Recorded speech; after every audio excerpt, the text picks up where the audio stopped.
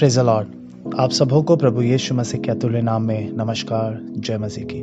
एक और बार परमेश्वर के वचन के द्वारा आप लोग के साथ में कुछ बातों को बांटने के लिए परमेश्वर ने मेरे जीवन में यह अवसर दिया, इसलिए मैं प्रभु का धन्यवाद करता हूँ। आज के मनन के लिए आप मेरे साथ में निकालें आइज़ाया की पुस्तक, उसका 55 अध्याय, उसका 8 और 9 पद। आइज़ाया की पुस्तक, उसका 55 अध्याय, उसके 8 और 9 पद। यहाँ पे इस प्रकार से लिखा है, क्योंकि यहोवा कहता है, मेरे विचार और तुम्हारे विचार एक समान नहीं है, ना तुम्हारी गति और मेरी गति एक सी है। क्योंकि मेरी और तुम्हारी गति में और मेरे और तुम्हारे सोच विचारों में आकाश और पृथ्वी का अंतर है। परमेश्वर के वचन के पढ़े जाने और सुने जाने में हम सबको आशीष मिलने पाए। जब आइज़ाया की पुस्तक 55 अध्याय हम पढ़ते हैं तो हमें मालूम है, इसकी अगर पृष्ठभूमि को हम देखें, आइज़ाया के समय के अंदर हम देखते हैं वहाँ पे जो इस्राएली लोग थे वो परमेश्वर के साथ में परमेश्वर के द्वारा बहुत आशीषों को पाए थे। उनके उस आइज़ाया के समय के अंदर, यानी जो इतिहास था उस समय को स्वर्णिम युग कहा जाता है। बहुत सारे लोगों ने बहुत आशीषों को पाया। आर्थिक रूप से वो उन्नति को प्राप्त करते हुए आगे बढ़ते चले जा रहे थे। भौतिक रूप से देखें तो बहुत सारी आशीषें उन्होंने प्राप्त की थी। एक बहुत बड़ा देश, शक्तिशाली देश वो बन गया था। लेकिन इन भौतिक आशीषों के पाते पाते, संसार में संपन्न और धन को प्राप्त करते करते वो उस मूलभूत आधार को भूल गए थे कि किस प्रकार उन्होंने संसार में आशीषों को पाया था। परमेश्वर ने उत्पत्ति के पुस्तक 12 अध्याय उसके पहले 3 पद में अब्राहम से वायदा किया। अब्राहम से कहा कि मैं तुझे एक बड़ी जाति बनाऊंगा, मैं तुझे आशीषित करूंगा। और उस वायदे के अनुसार परमेश्वर ने अब्राहम और उसके परिवार को आशीषित किया और वो एक बड़ी जाति के रूप में तब्दील हो गए। लेकिन इज़राइल के लोग धीरे धीरे करके जब परमेश्वर से दूर चले गए, तब एक शत्रु दुष्ट उनके खिलाफ में बलवा करने के लिए, उनके खिलाफ चढ़ाई करने की तैयारी करने लगा। हम बाइबल को जब पढ़ते हैं तो हमें मालूम है, नेबुकदनेस्सर नाम का राजा, जो कि बेबीलोन का उस समय का जो कि सबसे शक्तिशाली एक राज्यों में से एक राज्य था, वो बेबीलोन का ये राजा अपने शौर्य के लिए, अपनी शक्ति के लिए, अपने साम्राज्य के लिए संसार भर में प्रसिद्ध था। बहुत सारे देशों को उसने जीत लिया था। अब वो इस विचार में लगा हुआ था कि इज़राइल को कब जीत लिया जाए। जब परमेश्वर के लोग परमेश्वर को छोड़कर संसार की बातों की ओर अग्रणी होने लग गए, परमेश्वर को छोड़कर संसार की मोह माया में, शरीर की अभिलाषाओं में, जीविका के घमंड में पड़ गए, तो दुष्ट जो दूर बैठा हुआ शत्रु, शैतान दुष्ट जो था, वो इनके खिलाफ चढ़ाई करने की योजना बनाने लगा। मेरे प्रियो, हमारे जीवन के अंदर भी जब हम परमेश्वर के प्रोटेक्शन के अंदर रहते हैं, हम परमेश्वर के इस लहू के कवच के अंदर रहते हैं, तो शत्रु कभी हमें छू नहीं सकता है। लेकिन जब हम परमेश्वर को द्वितीय स्थान देखकर अपने जीवन की अभिलाषाओं को, शरीर की अभिलाषाओं को, जीविका के घमंड को, अपने जीवन को अपने तरीके से जीना शुरू करते हैं, जो दुष्ट शैतान शत्रु हमारे जीवनों के अंदर प्रवेश कर कर हमें तहस नहस करने की शुरुआत करने लगता है। इज़राइल के लोगों ने जब अपने आप को परमेश्वर से दूर कर दिया, जब वो प्रभु से दूर चले गए, उनको भी ज्ञात नहीं हुआ, उनको भी पता नहीं था एक शत्रु उनके खिलाफ में चढ़ाई कर रहा था। हालेलुया। हम देखते हैं बहुत सारे परिवारों के अंदर आज इसलिए परेशानियां हैं, बहुत सारे परिवारों के अंदर आज इसलिए मुसीबत का सबब बना हुआ है, क्योंकि उन्होंने परमेश्वर को प्रमुख या प्राथमिकता का स्थान देना छोड़ दिया। आज हमारे घरों में देखिए तो प्रार्थना का समय नहीं है। हमारे घरों में देखिए तो आराधना करने के अंदर हम आलसता दिखाते हैं। हमारे कई सारे घरों के अंदर संध्या की पारिवारिक प्रार्थनाएं नहीं पाई जाती हैं। हमारे कई सारे व्यक्तिगत जीवनों के अंदर प्रार्थना का जीवन नहीं पाया जाता है। इस कारण क्या होता है, जब हम परमेश्वर से दूर होते हैं तो संसार हमारे अंदर प्रवेश करने लगता है, और जब संसार हमारे अंदर प्रवेश करता है तो धीरे धीरे कर प्रभु का आनंद, प्रभु की शांति, वो आशीषें जो हमने प्रभु से पाई थी, वो सब धीरे धीरे कर शत्रु हमारे हाथ से चुरा कर लेके चला जाता है, हमें पता भी नहीं चलता। आपको मालूम है, इज़राइल के लोग अपने धन संपन्नता के अंदर, अपने संसार की मोह माया के अंदर, संसार की अभिलाषा के अंदर जब खोए हुए थे, नेबुकदनेस्सर ने इनके जीवनों के ऊपर, इनके राज्य के ऊपर आक्रमण कर दिया।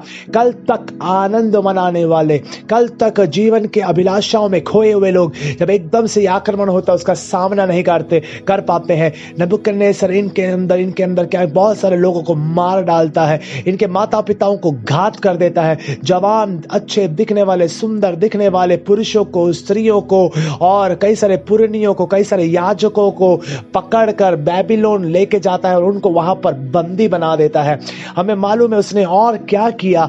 नेबुकदनेस्सर ने इजराइल के उस मंदिर को जो परमेश्वर ने दाऊद से वादा किया था, सुलेमान के समय में बनाया था, वो मंदिर, जिस मंदिर के अंदर परमेश्वर की गहरी महिमा उतर आई थी, वो मंदिर जिसके अंदर परमेश्वर की महिमा को देखकर सुलेमान ने साष्टांग प्रभु के सामने उसकी आराधना की थी, साष्टांग उसके सामने उसका दंडवत किया था, वो मंदिर को नस्ता नाबूद कर दिया। वो दीवारों को जला दिया, फाटकों को जला दिया, दीवारों को तोड़ दिया। सब कुछ जो इजराइल के पास में था, सब कुछ तहस नहस हो गया। इजराइल के उस मंदिर के अंदर में जो बहुमूल्य बर्तन रखे हुए थे, वो बर्तन किसी मनुष्य के द्वारा नहीं, लेकिन स्वयं यहोवा परमेश्वर ने बताया था कि कौन कौन से सोने के, चांदी के, पीतल के और कौन कौन से हालेलुया बहुमूल्य बर्तनों को वहां रखना है। उन बर्तनों को भी शत्रु अपने साथ में चुरा कर लेकर चला गया या अपने साथ में हत्या कर लेकर चला गया। मेरे प्रियो, मेरा कहने का मतलब क्या है, जब हम अपने जीवन के अंदर परमेश्वर को द्वितीय स्थान देना शुरू करते हैं, उसको अपने जीवन के अंदर प्राथमिकता देना बंद करते हैं, हमारे जीवन के अंदर से आशीषों को ऐसे ही शत्रु एक एक कर कर चुरा लेता है, हमारी शांति को खत्म कर देता है, हमारे परिवार के अंदर के प्रेम को खत्म कर देता है, हमारे हृदय के अंदर के आनंद को शत्रु चुरा के लेके चला जाता है, हमारे अंदर पिए गए टैलेंट्स को शत्रु चुरा लेता है। कई बार हम महसूस नहीं कर पाते हैं, जब तक हम इस बात को महसूस करते हैं तब तक हम गुलामी की अवस्था में आ जाते हैं। यहां पर अब कहां चले गए इजराइल के लोग जो कल तक बहुत आनंद में रहने वाले थे, आज वो कहां है? आज वो हाले बेबीलोन के अंदर बंदी की अवस्था, बंदीवाई की अवस्था में पड़े हैं। उस बंदवाई की अवस्था के अंदर वहां पर वो यहोवा का नाम नहीं ले सकते, वहां पर वो परमेश्वर की आराधना नहीं कर सकते, वहां पर वो यहोवा परमेश्वर की स्तुति नहीं कर सकते, वहां पर अन्य वो वहां के कुल देवता, वहां के अलग अलग देवी देवताओं की आराधना करना है, जिसके लिए इनका मन तैयार नहीं है। इनको चाबुक से मारा जाता है, ईंट के बट्टियों के अंदर इन्हें काम करवाया जाता है। कल तक यहोवा से सारी आशीषों को पाकर अपने जीवन को आनंद के अंदर जीने वाले लोग आज ईंट की बट्टियों के अंदर ईंट बनाने का कार्य कर रहे हैं। जब इनका मेहनताना पाने का समय आता है, तब इनका स्वामी या दुष्ट देश के नेबुकदनेस्सर के सैनिक इनका मेहनताना नहीं देते हैं, इनको चाबुक मारते हैं, इन्हें बंधुआ मजदूर जैसे मजदूरी करवाते हैं। मेरे प्रियो, हालेलुया, आज हमारे जीवन में जो कुछ हमें प्राप्त है, हमें प्रभु का धन्यवाद देना चाहिए। इस कोविड-19 की महामारी के अंदर हमें परमेश्वर का धन्यवाद देना चाहिए कि हालेलुया, हम दूसरों की तरह कष्ट के अंदर हैं तो भी परमेश्वर हमारे लिए मुहैया कर रहा है, परमेश्वर हमें चला रहा है। इससे पहले कि हम कुड़कुड़ाएं, इससे पहले कि हम प्रभु से दूर हो जाए, इससे पहले हम परमेश्वर के खिलाफ में बलवा करें, आए हम प्रभु का धन्यवाद दें कि प्रभु जो मैंने पाया है उसके अंदर आनंदित हूं मैं। यहां पर देखिए, अब जब ये लोग इजराइल की ओर देखते हैं तो क्या दृश्य दिखता है, यरूशलेम को देखते हैं तो क्या दृश्य दिखता है कि मंदिर टूट गई है, दीवारें टूट गई हैं, फाटकें जल गई। इन्होंने सोचा ये कभी वापस नहीं जा पाएंगे। इन इजरायली लोगों को जो बंधुआई में है, इनको लग रहा है कि अब ये जीवन भर बंधुआई की अवस्था में ही पड़े रह जाएंगे।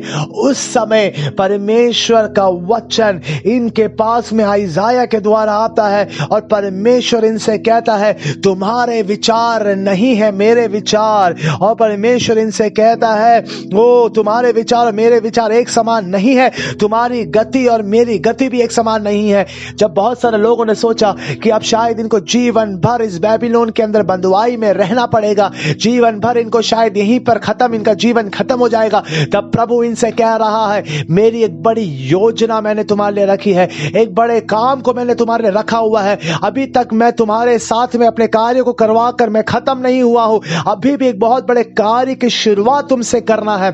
आज की हालेलुया इन वचनों को सुनने वाले तमाम लोगों से मैं कहना चाहता हूं, आप अपने जीवन के अंदर कष्टों में होंगे, आपको लगता होगा कि सब कुछ खत्म हो गया, आपको लगता होगा कि प्रभु की योजना मेरे लिए कुछ भी बाकी नहीं रही है। तो आज इन वचनों को सुनने वाले तमाम लोगों से प्रभु का दास होने के नाते मैं आपसे कहना चाहता हूं, अभी भी प्रभु की योजना आपके लिए खत्म नहीं हुई है, अभी भी प्रभु के वायदे आपके लिए खत्म नहीं हुए हैं, अभी भी प्रभु के मार्ग आपके लिए खत्म नहीं हुए हैं, अभी भी प्रभु की हालेलुया आशीष आपके लिए रूप बंद नहीं हुई है, अभी भी प्रभु का आनंद आपके लिए खत्म नहीं हुआ है, अभी भी प्रभु की शांति आपके लिए थम नहीं गई है, प्रभु का अनुग्रह आपके लिए अभी भी बरसेगा, क्योंकि परमेश्वर कहता है तेरी योजना नहीं लेकिन मेरी योजना तेरे जीवन में पूरी होगी। Praise the Lord. आज हालेलुया कोविड-19 के अंदर जब पूरा संसार बहुत बड़े संकट से, क्लेश से, बीमारी से, परेशानी से जा रहा है, मेरे को सुनने वाले तमाम भाई बहनों से मैं बताना चाहता हूं, हो सकता है कि आपकी नौकरी आपने गवा दी हो सकता है कि आपके घर के अंदर खाने के लिए प्रबंध करने के आपके लिए आपके हाथ सीमित हो गए हो सकता है कि आपके पास किराया भरने का पैसा नहीं हो सकता है कि आप अपने जीवन के अंदर, अपने जीवन के अंदर सबसे मुश्किल समय का, परेशानियों का सामना कर रहे हो सकता है कि नकारात्मक विचारों ने आपके दिमागों को घेर लिया हो सकता है आपको लगता है कि सब कुछ खत्म हो गया, लेकिन मैं आपको बताना चाहता हूं प्रभु का कार्य अभी भी आपके जीवन में खत्म नहीं हुआ है, क्योंकि परमेश्वर यशायाह की पुस्तक 55 अध्याय उसके 8 पदों से आपसे कहता है, तेरे विचार नहीं है मेरे विचार। अभी भी जैसे स्वर्ग पृथ्वी के ऊपर ऊंचा है, वैसे ही एक बहुत बड़ी योजना को मैं तेरे लिए रखता हूं। मेरे प्रिय सुनने वालों, परमेश्वर इनसे क्या कह रहा है, अगर तुम आत्मा में खड़े होने के लिए तैयार हो, अगर तुम अपने विश्वास की चश्मे को बदल, अपनी आंखों को बदल कर, यानी जो अभी तुम जिस आंखों से अपने चीजों को देख रहे हो, उन चीजों को देखकर विश्वास का चश्मा लगाकर विश्वास की दृष्टि से तुम देखोगे, तो बंद दरवाजे के पीछे मैं तुम्हारे लिए मार्ग खोल रहा हूं। मैं लाल समुद्र के बाद में तुम्हारे लिए कनान देश को तैयार कर रहा हूं। आज की सुबह, आज मुझे सुनने वाले मेरे तमाम प्रिय भाइयों बहनों, मैं आपको बताना चाहता हूं, अभी भी परमेश्वर की योजना आपके लिए बड़ी है। परमेश्वर आपके लिए बड़े कार्य कर रहा है। जैसे स्वर्ग पृथ्वी के ऊपर प्रबल है, स्वर्ग और पृथ्वी कितनी ऊंचाई हमारी आंखों से नहीं देख सकते, इतना ऊंचा है स्वर्ग हमारी पृथ्वी से। परमेश्वर कह रहा है, जी जो किसी आंखों ने नहीं देखा, जो किसी कान ने नहीं सुना, जो किसी हालेलुया व्यक्ति की सपने में भी नहीं आया, ऐसे बड़े कार्य मैं तुम्हारे लिए, तुम्हारे परिवारों के लिए कराने पर हूं। लेकिन करना क्या है, अपनी आंखों की दृष्टि को हटाकर विश्वास की दृष्टि से हमें देखना है। Praise the Lord, hallelujah. इस बात का धन्यवाद देना चाहिए कि मेरा परमेश्वर मरुभूमि के अंदर में मेरा ख्याल करता है, बंदुआई के अंदर, यद्यपि वो वहां पर यहोवा परमेश्वर का नाम नहीं ले सकते, लेकिन यहोवा अपने लोगों का ख्याल करता है और यहोवा उनसे कह रहा है, इससे बाहर मैं तुम्हें लेकर जाऊंगा। हालेलुया।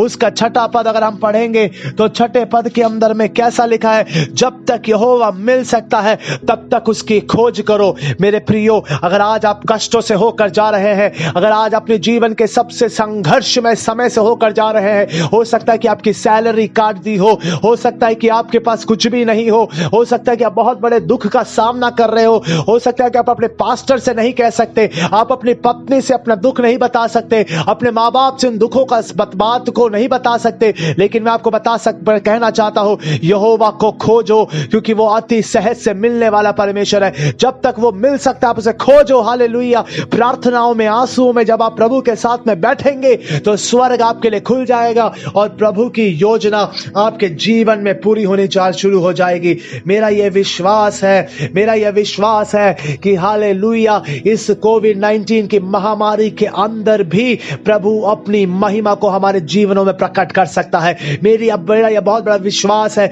इस कोविड-19 के अंदर भी प्रभु हमें जय के साथ में आगे चलाएगा। हालेलुया। मेरा यह विश्वास है, इस कोविड-19 के लॉकडाउन के बाद में हमारे परिवारों के द्वारा प्रभु बहुत बड़े कार्य को कराएगा। आपके जीवन की सबसे मुश्किल परिस्थितियों के अंदर से प्रभु एक बहुत बड़ी गवाही को पैदा करेगा। वो गवाही केवल आपके परिवारों के लिए नहीं, अपने आप के लिए नहीं, पूरे देश के लिए छुटकारे का कारण बन जाएगी। Praise the Lord. इसलिए मेरी इस बात को ध्यान रखिए कि प्रभु आपके लिए एक बहुत बड़ी योजना को रखता है। जैसे स्वर्ग पृथ्वी के ऊपर प्रबल है, वैसे प्रभु की योजना आप पे प्रबल है। अभी भी प्रभु आपसे कार्य करके खत्म नहीं हुआ है, अभी भी एक बहुत बड़े कार्य को प्रभु आपके द्वारा करवाने वाला है। हालेलुया। हमें मालूम है परमेश्वर ने क्या किया, एक अन्य जाति राजा को उनके लिए खड़ा कर दिया। साइरस नाम के एक राजा को खड़ा किया और उस राजा के हाले नेबुकदनेस्सर को हराया और उस राजा ने फरमान दिया कि इन सारे इजराइलियों को 3 बार के अंदर इन्हें वापस अपने देश में पहुंचा दिया जाए। इजराइलियों ने कभी इस राजा के बारे में सुना भी नहीं था, लेकिन परमेश्वर ने जिन्होंने इनके बारे में सुना भी नहीं, देखा भी नहीं, ऐसे कूश नाम के देश के अंदर से प्रभु ने एक अन्य जाति राजा को इजराइलियों के लिए खड़ा कर दिया। मेरा कहने का मतलब क्या है, अगर प्रभु की योजना हमारे लिए है तो हमने जिस आंखों को देखा भी नहीं है, जिन चेहरों को देखा नहीं है, जिन हाथों के बारे में सोचा भी नहीं है, उनके द्वारा परमेश्वर हमारे लिए बड़े बड़े कार्य को कर सकता है। आप विश्वास कीजिए, अगर आप अपने जीवन के अंदर मुश्किल परिस्थिति जा रहे हैं जिसको हमने देखा भी नहीं है, जो हमारे मस्तिष्क में भी नहीं आ रहा, जो हमारे सपने में भी नहीं आ रहा, उसके द्वारा परमेश्वर आपके जीवनों में बड़े बड़े कार्य कर सकता है। हालेलुया। आखिर में हम देखते जब ये लोग वापस पहुंचे, इन्होंने एक बड़े मंदिर का निर्माण किया और प्रभु की भव्य उपस्थिति उतर आई। यह हमारा जो शरीर है प्रभु का मंदिर है। जब हम प्रभु से माफी मांगकर, पिछले दिनों के पापों की माफी मांगकर, पिछले दिनों जब प्रभु के सामने आलस्यता से हम समय गुजारा उसकी माफी मांगकर प्रभु के सामने जब वापस लौट आएंगे तो प्रभु हमसे दूर नहीं रहेगा, वो फिर से हमारे जीवनों को अपने अभिषेक से, अपनी महिमा से भर देगा। जब मंदिर महिमा से भर जाएगा तब प्रभु का कार्य हमारे द्वारा होना शुरू हो जाएगा। Praise the Lord. इन दिनों में हालेलुया मैं आप सबको उत्साहित करना चाहता हूं कि एक बड़ी योजना प्रभु आपके द्वारा रखता है। एक बड़ी महिमा को प्रभु आपके और मेरे द्वारा देश में करवाने को है। एक बड़े कार्य को प्रभु आपके और मेरे द्वारा आपके परिवारों के अंदर, मेरे परिवारों के अंदर करवाने में है। इसलिए आए इस बात को ध्यान रखें कि हमारा परमेश्वर हमारा ख्याल रखता है, हमारे लिए विचार को रखता है, हमारे लिए जो वायदे उसने कि वहां और आमीन में पूरा करने को परमेश्वर है। हालेलुया। परमेश्वर आप सबों को इन वचनों के द्वारा बहुत ऐसे आशीष दे। प्रभु का नाम महिमा प्राप्त करने